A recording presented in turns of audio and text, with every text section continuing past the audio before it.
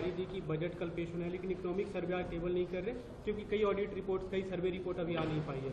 आपने उसे लेकर सवाल खड़े किए कि परंपरा का। देखिए, चाहे आप संसद में देखिए, चाहे आप देश की हर विधानसभा में देखिए, बजट प्रस्तुत होने से पिछले दिन इकोनॉमिक सर्वे सदन पटल पर रखा जाता है।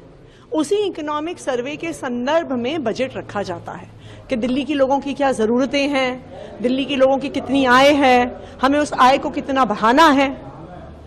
पिछले 10 साल में ऐसा कभी नहीं हुआ कि बजट से पहले इकोनॉमिक सर्वे ना प्रस्तुत किया हो।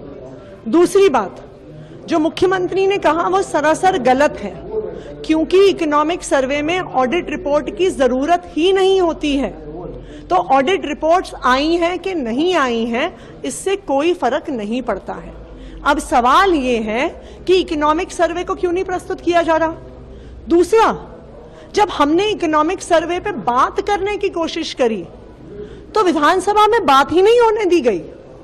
ये बहुत बड़ा सवाल है कि क्यों इकोनॉमिक सर्वे को छुपाया जा रहा है, क्यों ये सरकार इकोनॉमिक सर्वे को सदन पटल पर नहीं रख रही है। सीएजी रिपोर्ट पे चर्चा से भागने से हम तो सीएजी रिपोर्ट की चर्चा में बैठे हुए थे। सीएजी रिपोर्ट की चर्चा के दौरान जब मुख्यमंत्री ने खुद इकोनॉमिक सर्वे की बात को रखा तो उस पर क्या विपक्ष को सवाल पूछने का अधिकार नहीं है? सबसे पहले जब सदन शुरू हुआ, विपक्ष में से हमारे विधायक संजीव झा जी ने पूछा कि क्या आज इकोनॉमिक सर्वे प्रस्तुत होगा, तो हमें विजेंदर जी ने, जो हमारे अध्यक्ष जी, उन्होंने कहा कि पेश होगा। लेकिन जब खुद मुख्यमंत्री कह रही है कि पेश नहीं होगा तो क्या विपक्ष उस पर सवाल नहीं पूछेगा?